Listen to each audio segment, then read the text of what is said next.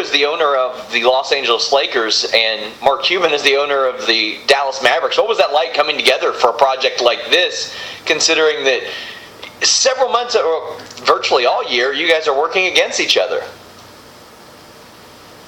That's a good question. No, actually, from the very first day that I met Mark, I've had nothing but admiration and respect for him and what he's brought to the NBA when he joined as a partner. And really, if you look at the NBA, the teams really, we are in a partnership, and we think of ourselves as partners, and that's what allowed the NBA to become the league that it is today under the leadership of Commissioner Adam Silver, is that we look at it as a partnership amongst the teams as well as the players as our partners. So this collaboration is, to me, it makes a lot of sense, but I could see maybe from the outside, wait a minute, the Mavericks and the Lakers are competing on the floor.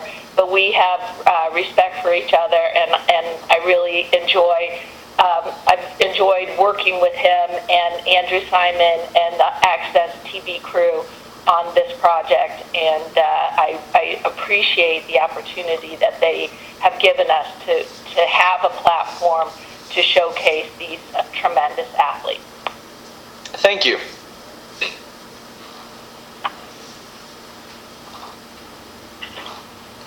All right, thank you for that, Sean. All right, our next question here comes from Jim Barcelone with the Miami Herald. Jim, would you like to ask your question now? Thank you. Jeanie, being that the Lakers, you're the owner of the Lakers as well, and I'm wondering, because LeBron James is a big wrestling fan, is there any chance of him or even Magic or any of the Lakers attending shows or getting involved in the ring or even behind the scenes? They would be dream partners to have involved in WOW. I think once they watch it on AXS TV, then maybe we could have a conversation. But so far, I have not had those conversations with either of those gentlemen. But I think once they see it, they're going to fall in love with it just like I did. And I also had a question for Andrew. Yes. Andrew, this is an 8-episode series, if I'm reading correctly. What will it take to do more in the future? And do I have that right with the 8 episodes? You do have it right. With the launch, it's an 8-episode series, and we're expecting to shoot new episodes shortly after. Of course, we want to see the reaction and have everybody blow it out of the water and everybody tune in. So my anticipation is we'll shoot again in the first quarter, additional episodes. So I think stay tuned for that next announcement. But first we wanted to make sure everybody loves it as much as we do, and then go forward to announce a much bigger, longer, continual series after that. And lastly, David. And if I can chime in on Andrew's comment there, we sat down with Andrew and discussed how do we properly position WOW, and they have done an unbelievable job in launching New Japan Wrestling, and we sort of took their model, if you will, where they took older programming, brought it in, and then eventually grew New Japan into, actually they came here and did several events last year, 2 of which I know sold out in the Long Beach Arena. And we wanted to methodically do that also. Slowly bring it out, methodically bring it into the marketplace, and listen to the fan.